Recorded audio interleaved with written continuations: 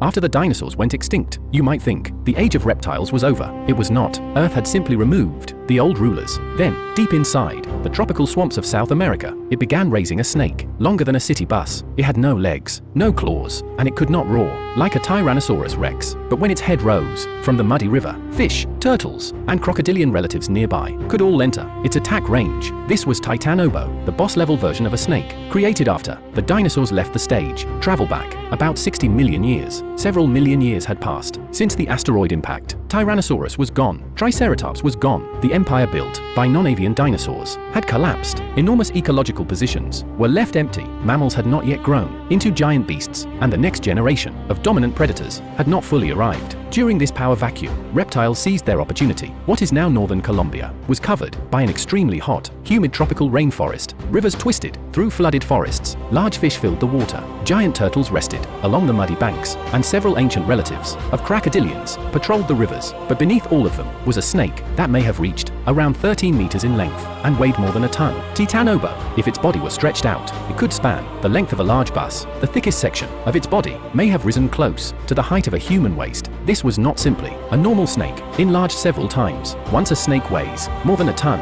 the entire way it interacts with the world begins to change. On land, such a massive body would be expensive to move. Every meter of travel would require enormous effort, but in water, buoyancy could support much of its weight. That is why Titanoboa's real hunting ground was probably not a dry grassland or the branches of a tall tree. It was the river, the lake, and the flooded forest. Imagine standing beside a muddy prehistoric river. The surface appears calm. There are no roars, no footsteps, not even a clear ripple. But beneath the water, a dark shape lies motionless, looking almost like a fallen tree trunk. It is not wood. It is the body of Titanoboa. This predator did not need a long chase. It did not need a high-speed charge. For a giant ambush hunter, waiting was already a weapon. Most of its body could remain hidden beneath muddy water and thick vegetation. Only the head needed to stay in the perfect position. Then a large fish entered the strike zone. The snake's head exploded forward. Its mouth opened. Curved teeth locked onto the prey, and then the rest of its enormous body joined the attack. But here is a detail often ignored. Movies usually portray Titanoboa as a giant constrictor built to crush crocodiles. That image is dramatic,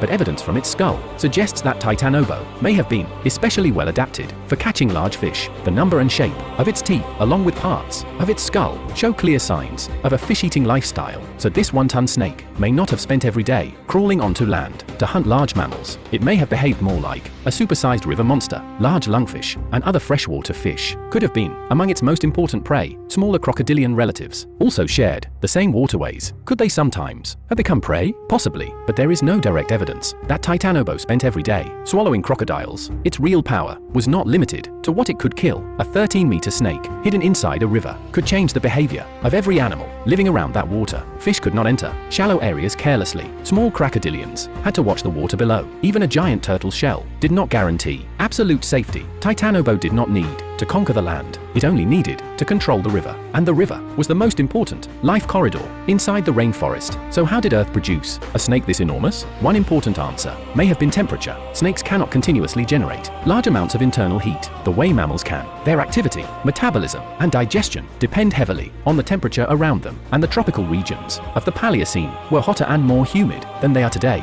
A warmer environment may have given large cold-blooded animals more room to grow and remain active. The rivers also contained abundant food, large fish, wide waterways, flooded forests, heat, moisture, prey, and water capable of supporting an enormous body. These conditions combined, like Earth had activated a special giant snake mode. The dinosaur age was over, but reptiles had not surrendered. Crocodilians still waited. Inside rivers, giant turtles turned their shells into living armored vehicles, and snakes pushed body size to a level never seen before. This rainforest did not yet look like the new world of dominant mammals. It looked more like a temporary reptile comeback after the dinosaurs disappeared. But Titanoboa was not invincible. Its enormous body depended heavily on a hot, humid world filled with rivers and large prey. The larger an animal becomes, the more food it requires, and the more dependent it may become on a particular temperature, habitat, and ecosystem. As Earth's climate continued to change, wetlands were transformed, river systems changed, and the available prey also changed. This extreme giant snake strategy did not continue forever. Exactly why Titanoboa disappeared is still uncertain. There is no single explanation that perfectly fits all the evidence, but one fact is clear: the world that supported it did not last forever. Later, mammals expanded rapidly, Immediately, new predators appeared, tropical ecosystems were reorganized, and the giant snake